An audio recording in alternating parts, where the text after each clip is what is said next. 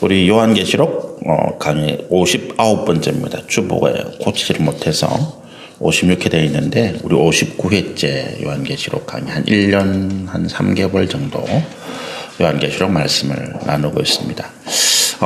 우리 12장의 말씀을 가지고 제가 이제 한 3주, 4주 정도 계속해서 말씀을 나누고 있는데 제가 이제 이런 말씀을 한번 드렸죠. 우리 요한계시록에서 제가 가장 중요하게 또 핵심적인 성경의 구조를 찾으면 요한계시록 12장, 13장, 14장이다.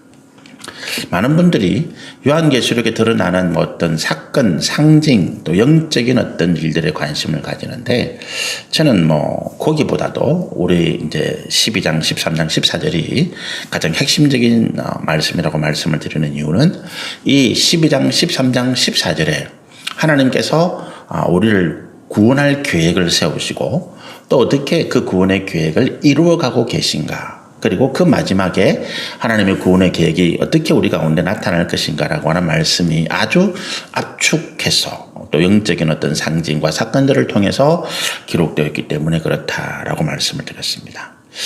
그리고 이제 우리가 이 요한계시록 10장의 말씀에서 12장 10절의 말씀에서 지난주까지 우리가 이 영적인 전쟁에서 하나님께서 우리가 이 영적인 전쟁에서 이길 수 있는 네 가지 힘을 주셨는데 그 네 가지 힘이 10절에 기록되어 있죠. 첫 번째는 하나님의 구원이라고 하는 것이고 두 번째는 하나님의 능력이고 세 번째는 하나님의 나라고 또 네 번째는 그리스도의 권세다 말씀을 드렸습니다. 이 네 가지 힘으로 우리가 사단의 모든 대적, 사단의 모든 위협과 방해를 이기고 승리할 수 있다라고 말씀을 드렸습니다. 그리고 이제 11절에 와서는 하나님께서 이제 이 영적인 전쟁에서 우리가 어떻게 싸울 것인가. 하나님은 우리 가운데 힘을 네 가지나 주셨는데 우리가 이 네 가지 이길 수 있는 힘을 가지고 어떤 방법으로 어떻게 싸울 것인가라고 하는 그 영적인 전쟁에서 우리가 싸우는 방법에 대해서 또 세 가지를 11절에 말씀하고 있다 말씀을 드렸습니다. 그래서 지난주 우리 말씀의 마지막 시간에 그 세 가지 영적인 전쟁에서 싸우는 방법의 첫 번째로 어린 양의 피라고 하는 것을 말씀을 드렸어요. 그리고 두 번째로 이제 증언하는 말씀이 있고 세 번째로 죽기까지 자기들의 생명을 아끼지 아니하는 이것이 우리가 이 영적인 전쟁에서 싸우는 세 번째 방법입니다. 우리가 어린 양의 피 지난주에 말씀드렸죠. 어린 양의 피라고 하는 것은 예수님께서 십자가에서 우리의 죄를 대속하기 위해서 흘리신 피를 말합니다. 그게 어린 양의 피잖아요. 그것을 우리가 어떻게 사용한다고요? 우리의 몸에 우리의 안과 밖으로 바른다.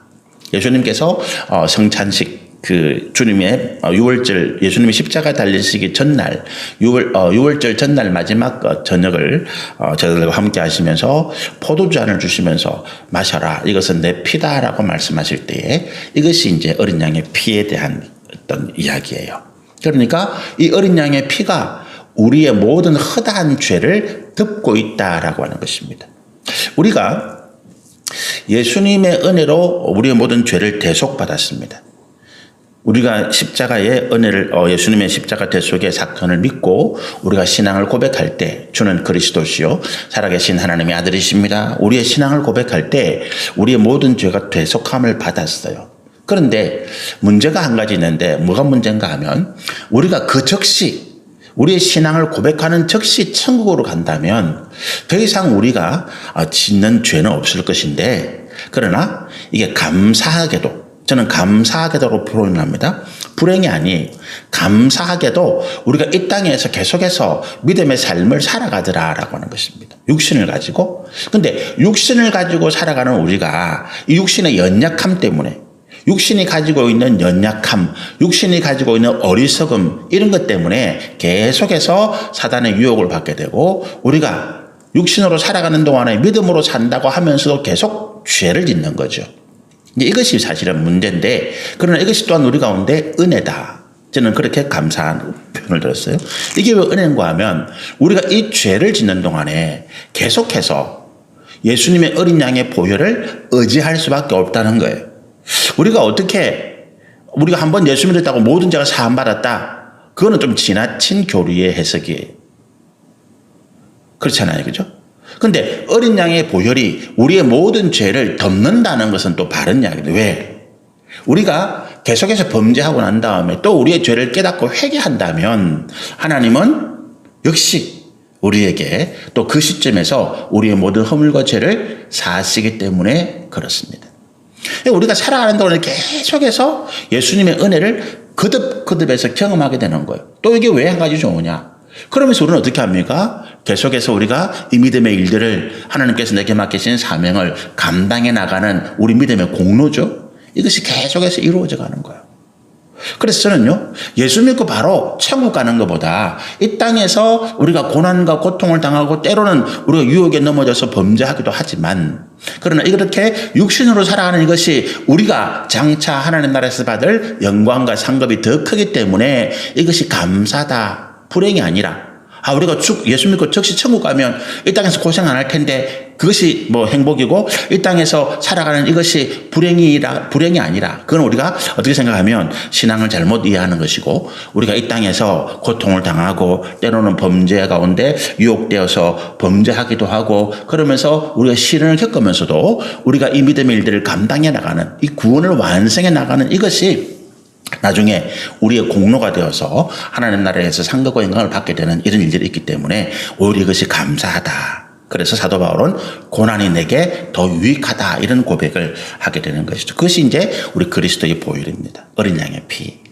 우리가 범죄하고 그래서 사단의 불화살에 맞았잖아요. 그래서 내가 낙심하고 절망하고 넘어진다 할지라도 다시 내가 어린 양의 보혈의 안으로, 그 은혜 안에 우리가 고백하고 믿음으로 회개하고 들어가면 다시 회복된다는 거예요. 이것이 얼마나 놀랍습니까? 우리는 화살을 맞아도 죽지 않는 거예요. 우리가 이제 그 동학난이 있었잖아요. 이제 그 조선 말기에 구한말이라 그러죠. 조선 말에 이제 동학 전쟁이 있었습니다. 근데 이 동학 전쟁에서 이 동학 농민군이죠. 대부분 이제 농사를 짓던 백성들이 이제 난을 일으켰으니까 제대로 훈련도 못 받고 제대로 이제 무기도 없었어요. 그런데 이 사람들이 굉장히 용감하게, 앞에서는 총탄이 날아오는데 그때는 이제 뭐 무기가 총도 있었어요. 총탄이 날아오는 그 상황을 두려워하고 들고 가는데, 이 동학의 교주, 그때 접주라고 불른 동학의 어떤 지도자들이 이런 가르침을 주었어요.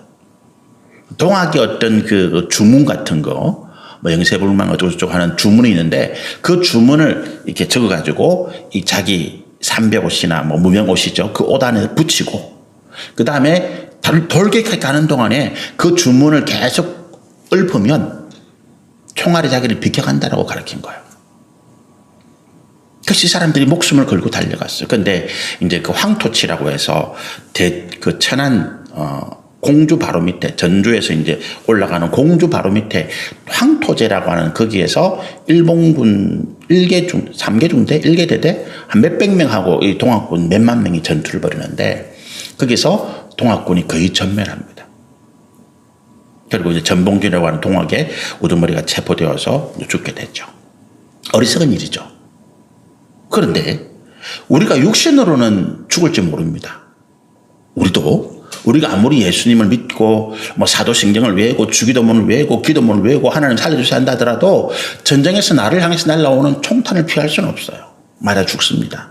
그러나 우리가 그것으로 끝나는 것이 아니라 어린 양의 보혈이 나에게 영생과 영원한 생명의 선물을 주시더라는 거예요.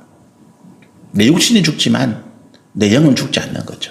그리고 다시 주님이 이 땅에 재림하실 때 우리의 그 죽은 육신까지도 부활해서 그 영과 새롭게 만나는 그런 은혜를 누리더라. 그것이 어린 양의 피라고 하는 거예요.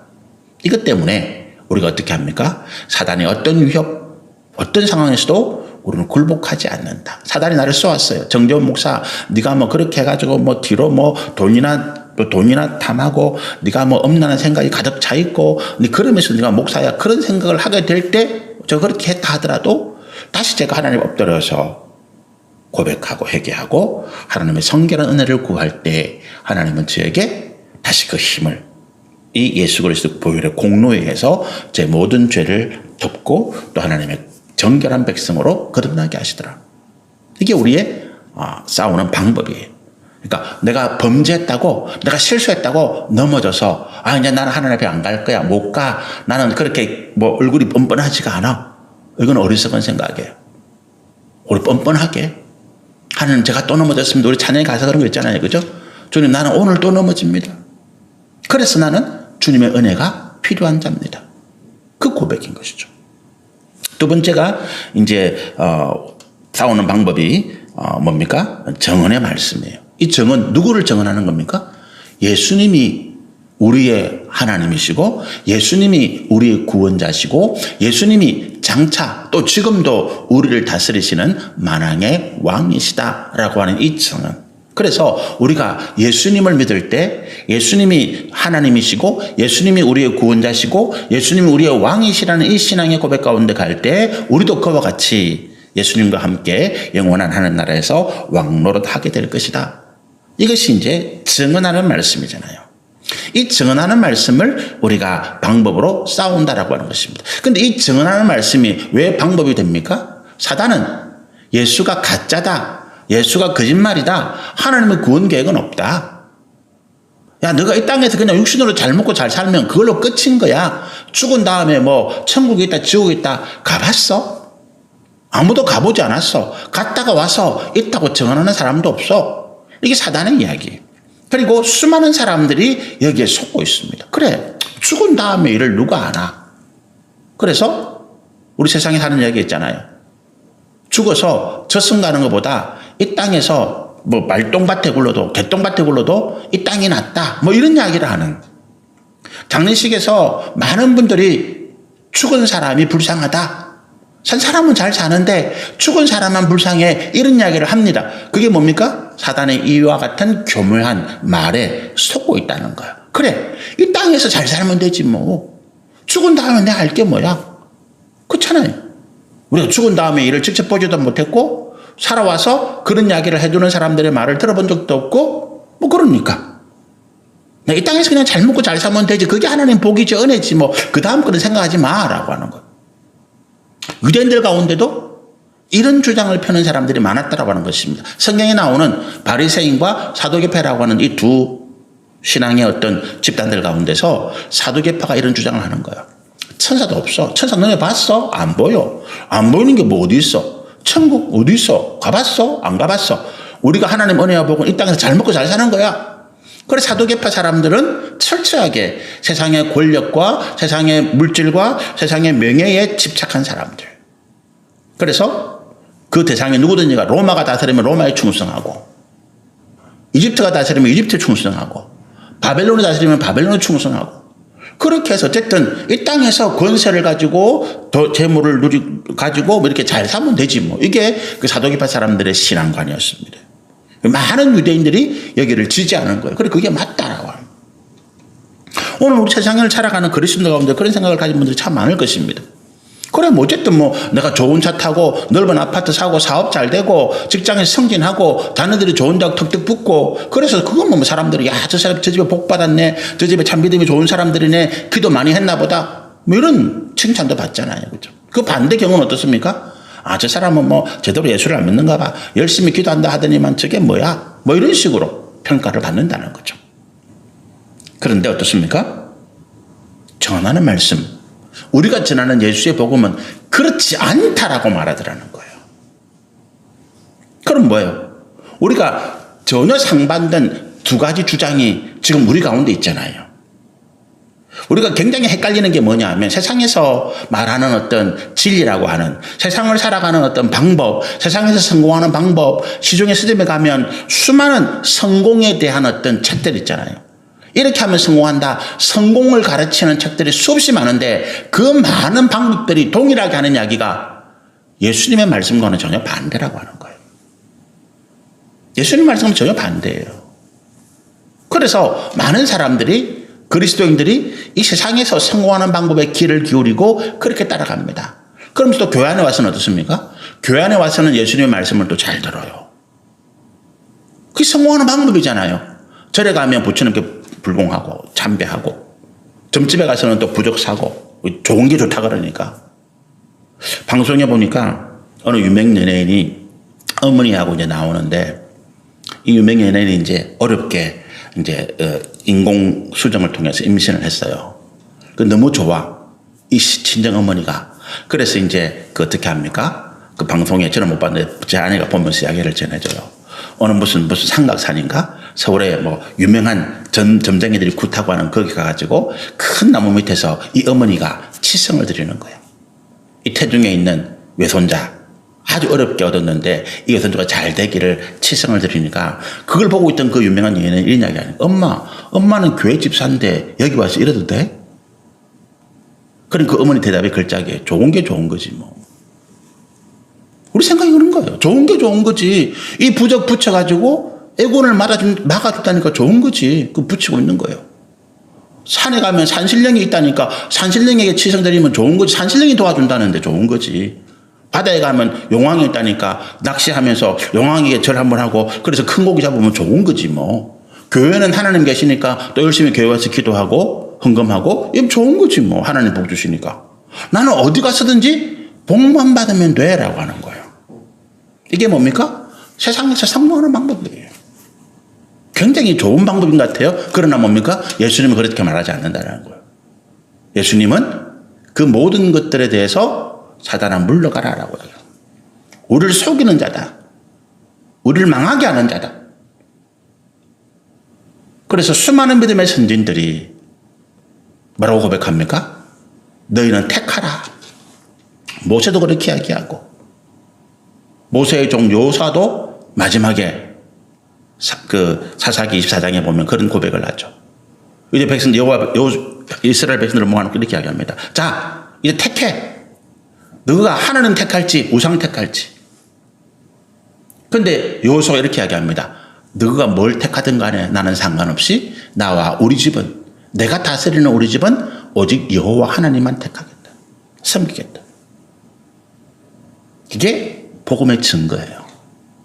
세상에 우리 가운데 구원을 가져주실 분은 예수 그리스도밖에 없다. 우리에게 영생을 선물로 주고 하나님 나라의 영원한 상급과 영광을 주실 분은 예수님밖에 없다라고 하는 것입니다. 이 세상에서 그래 세상의 방법을 따라가서 부적 붙이고 치성 드리고 그렇게 다른 곳에서 열심히 한다 해가지고 그렇게 돈을 벌었다 치자. 그것이 우리를 성공하게 하지 못한다는 거예요. 그것이 우리에게 평안과 기쁨과 만족을 주지 못한다는 거예요.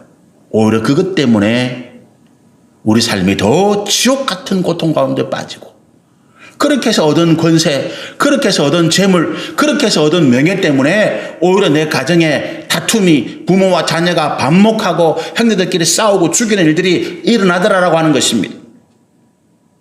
지금 우리나라 대통령이 지금 그런 상황에 빠져 있잖아요. 지금 우리나라 유명한 정치인들, 지금 우리나라의 재벌들 그렇게 해서 돈을 벌고 권력을 잡았는데 그 과정에서 그렇게 해서 얻은 것 때문에 오히려 더 수치와 부끄러움을 당하고 집안이 오히려 패망하는 그런 결과를 우리가 눈으로 보고 있잖아요. 그런데도 불구하고 우리는 어떻게 한다고요? 나는 아니야. 나는 안 그래라고 생각한다는 거예요. 안 그렇게는 천만의 말씀. 하나님 말씀 앞에 예외는 없습니다.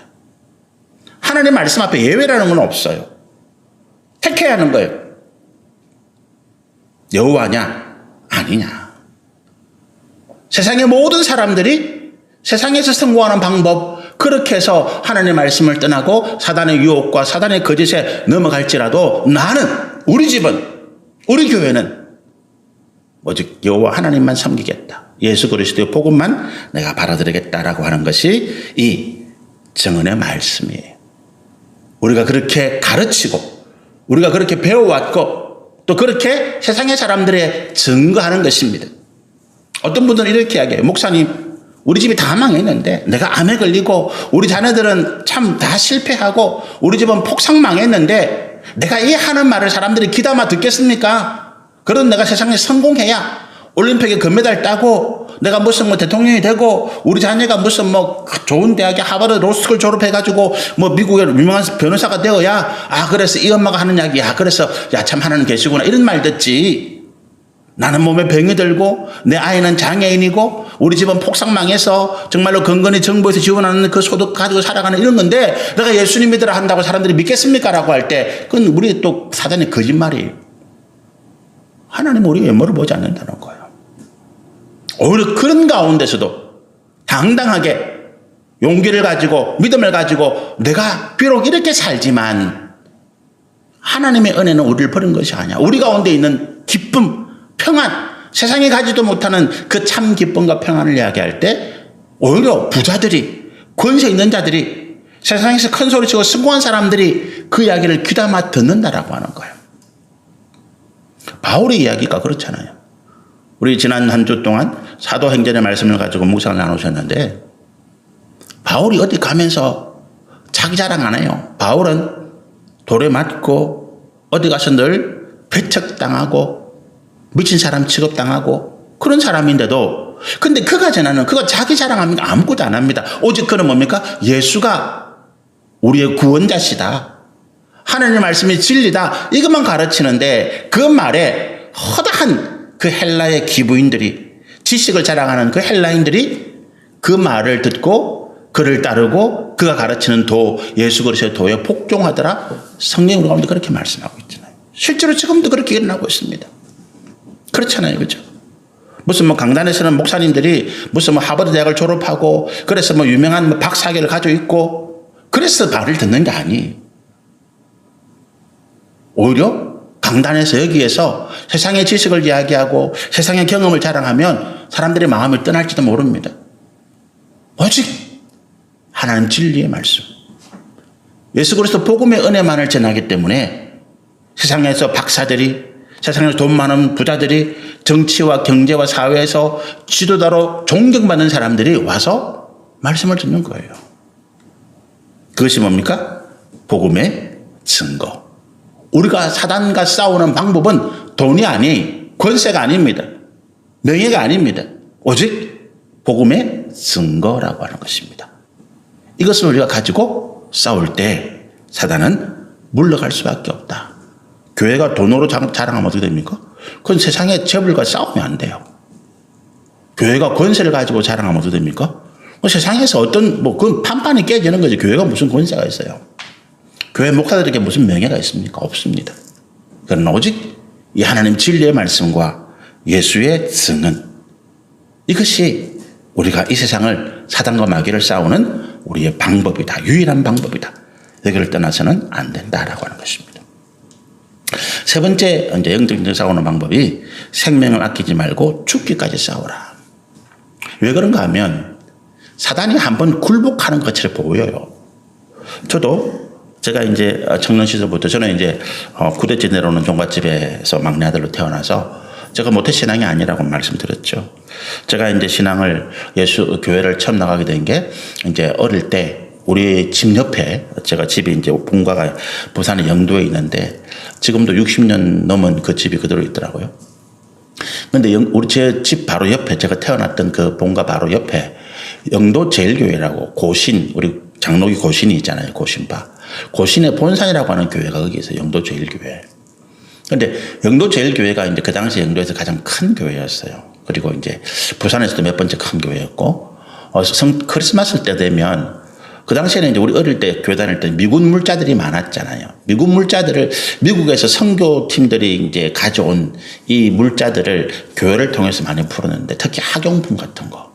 그때는 우리가 꿈도 못 꾸던 크레파스, 연필 뭐 이런 것들이 교회를 통해서 이제 나눠주는데 그게 이제 뭐 어린이 여름 성경학교 할 때 상품으로 주기도 하고 또 이제 성탄절에 가면 그때는 우리 구경도 못했던 제과점에서 만들었던 크림빵, 단팥빵 이런 걸 나눠주기도 하고 근데 그거 얻어먹으러 우리 온 가족 형제들이 갔어요. 부모님들은 안 가고.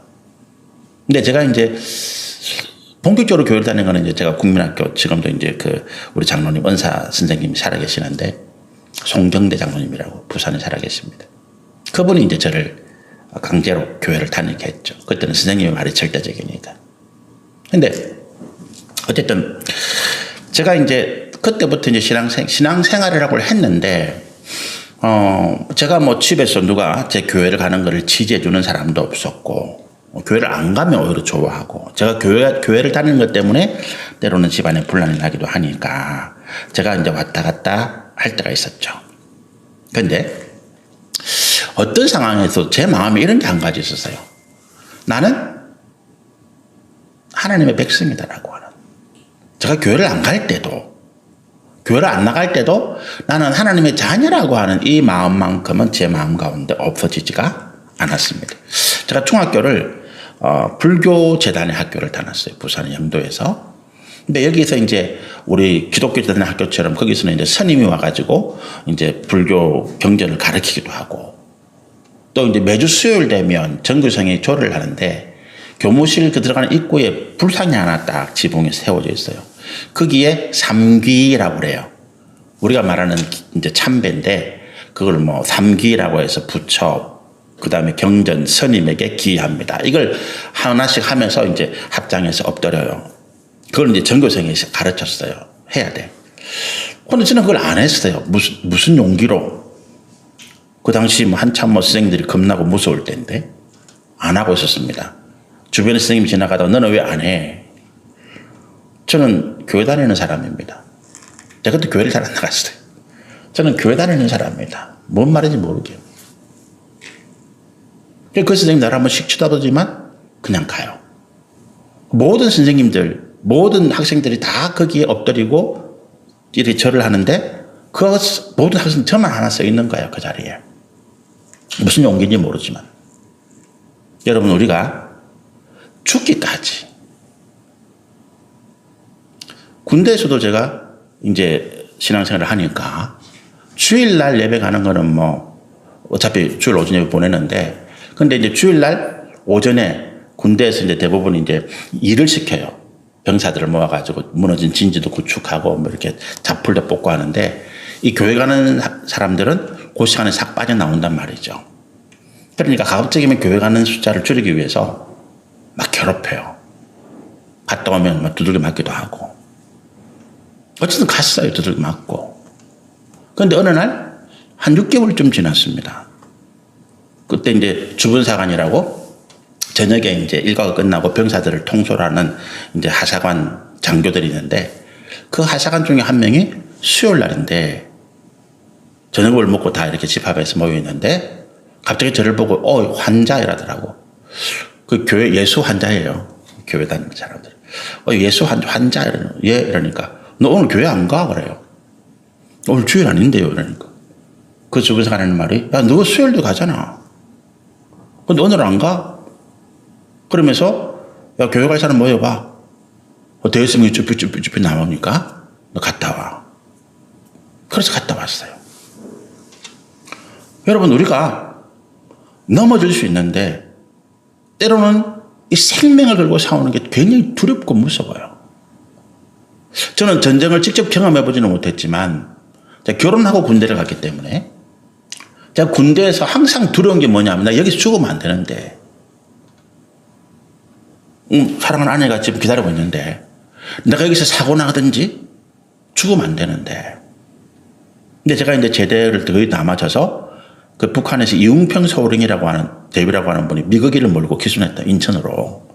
근데 그때 방송이 어떻게 나왔는가 하면 실제 상황이다 그러면서 지금 인천이 폭격을 받아서 불받아졌대. 라디오 방송이 그렇게 나오는 거예요. 휴일 날인데. 근데 우리가 바깥에서 있다 깜짝 놀라가지고 그 방송을 들으니까, 저는 포천에 근무했는데 전 부대에 비상이 걸려가지고 전부 다 실탄을 다 받고 이제 버스에 트럭에 타고 이제 출동할 대기를 하고 있는 거예요. 어떤 상황인지 모르니까 갑자기 뭐 인천이 불받아졌다고 실제 방송이다 하고 나오니까. 그때 이제 저는 죽었다 생각을 했어요. 아니, 죽는구나. 재수도 없네. 내가 제대 한 달 남겨놓고 내게 무슨 짓이고. 근데 좀 있다가 이제 비상이 해제되더라고요. 잘못 오보였다. 그 이용풍 소령이 이제 미거기 가지고 기순할 때 이제 그런 상황. 제가 굉장히 겁이 났어요. 그때, 나 죽으면 안 되는데, 전쟁이 나면 안 되는데, 우리가 복음을 위해서 생명을 거는 상황이 어쩌면 올지도 모르겠습니다. 근데 거기에 방법이 뭐냐? 사단이 우리를 그렇게 위협한다는 거예요. 야, 너 아내 놔두고 죽으면 안 되잖아. 야, 니 지금 그 토끼 같은 새끼들 네가 키워야 되는데 네가 지금 죽으면 안 되잖아. 나중에 다 키워놓고 그때 생명을 걸든지 하고 지금 한 발 뒤로 물러나라고 해. 야, 지금 사업이 불같이 일어나는데 내가 그거를 놔두고 뭐 교회 뭐 헌신하고 기도한다고 그러면 안 되잖아. 나중에 사업이 잘 되고 나면 해. 제가 고3 때 가장 많이 들었던 이야기가 학교 선생님들이 야, 너 1년만 교회 다니지 마. 평생 다니지 마라 그래? 너 서울대 가가지고 그때 하나님께 영광 돌리고 다니면 되잖아. 1년만 학교에 공부 열심히 서울대 갈 수 있는데 1년만 참아라. 학교 선생님도 그러고 옆에 친구들도 그러고. 근데 그걸 참으면 어떻게 돼요? 나 지는 거지요. 한 번 참으면 두 번 참게 돼 있어요. 두 번 포기하면 세 번, 네 번째는 이제 아예 뭐 당연하다는 듯이 고민도 안 하고 나는 그런 길을 포기하게 돼요. 사단이 노리는 그것입니다. 우리가 이 생명을 건 도전에 주저앉도록 만드는 것입니다. 뭐 그렇다고 해서 우리의 구원이 잃어버리는 건 아니에요. 그렇지 않겠습니까? 내가 뭐 그 생명 위협 앞에 도로 돌아갔다, 주저앉았다. 그런다고 해서 내 구원이, 하나님께 받은 내 구원이 잃어버리지는 않을 거예요. 그러나 문제는 뭡니까? 내가 그렇게 힘들게 내가 이 육신의 싸움에서 이기고 승리해서 받아야 할 내 공로, 하나님께서 나를 위해서 준비하신 상급과 영광이 있는데 내가 그걸 다 놓쳐버리는 거예요. 천국에 가서 땅을 치고 후회하는 거죠. 지금 이 땅에서는 몰라. 어쩌면 그렇게 뒤로 물러나고 그렇게 해서 사업 잘 되고 그렇게 해서 자기 육신의 성공을 또 서울대학 나오고 그렇게 세상에서 큰 뭐 명예와 건설을 가진 사람들을 부러워할지 모르겠어. 아, 저 사람 대단한 사람이다. 근데 그 천국에서는 땅을 치고 후회하는 거예요. 육신의 눈을 감고 영의 눈을 뜨는 순간에 왜 그때 내가 그렇게 했는지 땅을 치고 후회할 일이 생기는 것입니다. 그래서 죽기까지, 죽더라도 한 번 포기 아니야. 두 번 포기하게 되고 두 번 포기하면 세 번째는 아예 당연하다는 듯이 다 포기해버리게 되는 거예요. 근데 내가 생명의 위협을 무릅쓰고 정말로 내가 중요하게 여기는, 정말 내가 아깝다가 여기는 그것을 포기하고 지킨 이 신앙, 이 믿음, 이 사명에 대한 충성이 세상에 알지 못하는 놀라운 상급과 영광을 우리 가운데 가져다 주더라. 하나님이 그걸 우리의 공로라고 말씀하세요. 사도 바울이 그걸 알았기 때문에 뭐 그분이라고 왜 좀 천천히 가고 한 번 쉬었다 가고 또 주변에서 유대인들이 죽일 듯이 달려들면 한 번 좀 뒤로 피하고 도망가고 싶지 않았겠습니까? 근데 그걸 알고 있기 때문에 그렇게 하지 않았다라고 하는 것입니다. 나는 달려갈 길을 멈추지 않았다. 끝까지 나는 이 선한 싸움을 싸웠다. 그러면서 나는 믿음 지켰다라고 하는 고백이 사도 바울의 고백이고 또 저와 여러분의 고백이 되기를 소원합니다. 그것이 이제 11절에 기록된 영적인 전쟁에서 우리가 싸우는 방법이 세 가지. 첫 번째는 우리가 그리스도의 보혈을 의지한다라고 하는. 두 번째는 우리가 이 예수의 복음을 증언한다. 이 증언이라는 말이 사단과 영적인 싸움에서 우리가 사단의 거짓에 대항해서 이 말씀을 믿고 가르치고 지켜나간다는 것이고, 세 번째는 죽기까지. 한 번, 두 번 포기하고 세 번 포기하고 그렇게 하지 아니하고 내가 끝까지 이 길을 달려간다라고 하는 이것이 우리가 영적인 싸움에서 싸우는 방법이다. 주님이 그렇게 말씀해 주셨습니다. 그 다음에 이제 12절의 말씀이 있는데, 이 12절의 말씀은 우리의 영적인 싸움의 대상이 누구냐라고 하는 것을 이제 정확하게 이야기해요. 우리가 이길 수 있는 힘도 가지고 있고 또 이길 수 있는 방법도 알고 있는데 이 대상이 누군지를 모르면 엉뚱한 곳에 가서 싸우고 있을 수 있잖아요. 그죠? 엉뚱한 곳에 가서 싸울 수 있다. 이스라엘이라는 나라가 우리가 이제 이 기독교 성경을 믿고 있기 때문에 성경의 구약의 역사가 거의 대부분 이스라엘의 역사죠. 이스라엘 민족 역사라고 할 수 있는데, 근데 우리가 이제 이 성경을 믿고 있기 때문에, 성경을 배우고 있기 때문에 이스라엘이라는 이 나라와 유대 민족이 굉장히 우리 가운데 친근하다고 말씀을 드렸어요. 그죠? 그래서 우리가 본받지 않아야 될 것도 우리가 지금 본받고 있고, 유대인의 탈무드, 목사님들 가운데서 유대인의 탈무드를 가르치는 분들도 있어요. 근데 탈무드는 우리가 배워서는 안 돼요. 그건 그들의 전통, 예수님이 배격했던, 예수님이 물리치려 했던 그들의 전통과 관습을 기록한 것이기 때문에 그건 우리에게 전혀 도움이 안 되는 세상의 처세술입니다. 처세술이고, 그게 우리에게 그걸 우리가 힘써 배울 일은 아닌데, 근데 어쨌든 친근하다는 거예요. 그리고 그게 이제 실제적으로 이제 이 세상에 있는 이스라엘이라고 하는 나라, 유대민족과 굉장히 우리가 친근하다. 그래서 미국 다음으로 어떻게 생각하면 우리나라 기독교인들이 이스라엘에 굉장히 우호적이에요. 그리고 이스라엘과 지금 대적하고 있는 세력들이 이슬람을 믿는 세력들이고, 또 이제 우리 성경에서 이스라엘을 괴롭히는 민족들을 후회하기 때문에 우리도 왠지 그들에게 분노와 이런 그런 마음을 가지고 있어요. 그런데 문제는 뭐냐면, 이 이스라엘이 말씀드린 것처럼 이제 지금 우리 기독교와 전혀 상관없다 그랬잖아요. 구약의 어떤 전통을 이어받은 사람들이지만 그들은 예수님을 십자가에 못 박은 구애들이고, 지금도 예수를 하나님이 아니라고 부인하는 자들이에요. 그리고 이슬람보다도 오히려 기독교를 더 탄압하는 민족이 유대인들입니다. 저는 안 가봤지만 예루살렘 성지순례 가는 분이 있잖아요. 이스라엘로 가면 기독교인들이 엄청나게 천대받아요. 유대인 상인들로부터. 호텔에 겨울철에 갔는데 히터도 안 틀어주고 벌벌 떨게 만들고, 밥도 아주 얄궂은 줄 주고, 그럼 돈은 비싸게 받고, 왔으니까 돈 쓰고 하는데 자기들이 그냥 그렇게. 그런데 지금 이제 이스라엘이 이제 그 하마스나 아니면 이제 또 이런 그 전쟁을 하는 주변의 나라 문제가 뭐냐 하면, 제가 그런 기사를 보고 저도 굉장히 분노하고 기도했는데, 하마스의 어떤 무기를 만드는 공장 아니면 하마스의 지도자들이 숨어 있는 장소가 초등학교 밑에 지하를 파고 어린이 병원 밑에 지하를 파고 이렇게 있다는 거지. 근데 그걸 알았어요, 이스라엘이. 그러면 특공대를 보내서 그 부분만 폭파하고 그 부분만 제거하면 되는데 그 위에다가 폭탄을 붓는 거예요. 그럼 공부하던 초등학교 아이들이 다 폭탄에 맞아 죽는 거죠. 어린이 병원이 다 무너져서 지금 들리는 뉴스에 하면 병원이 없다는 거예요. 아이들이 다쳐도 갈 곳이 없다. 그 병원에 치료받은 아이들이 다 죽는 거죠. 이거는 정말로 어떤 인류에 대한 끔찍한 범죄죠. 그래서 이스라엘이 반드시 저는 어떤 인류의 그런 끔찍한 범죄에 대한 처벌을 받아야 된다라고 생각을 하는데, 대상이 잘못했다는 거예요. 내가 지금 싸워야 할 대상이 그 하마스에 살고 있는, 아니면 그 이스라엘의 그 가자 지구라고 하는 거기에 살고 있는 전체 사람들이 아니잖아요. 그죠? 근데 이스라엘은 그 사람들을 다 적으로 규정하고 있는 거야. 어린아이들까지도. 내가 싸워야 할 대상이 누군가를 명확히 하지 못하면 나는 정당방위로 싸운다. 아니면 나는 성스러운 전쟁을 하고 있다. 그렇게 주장할지 몰라도 그 싸움의 대상을 명확하게 하지 못하면 끔찍한 범죄를 저지르게 되는 거죠. 그것이 12절의 말씀입니다. 우리의 싸움의 대상이 누구냐는 거예요. 우리도 세상을 향해서 분노할 수 있습니다.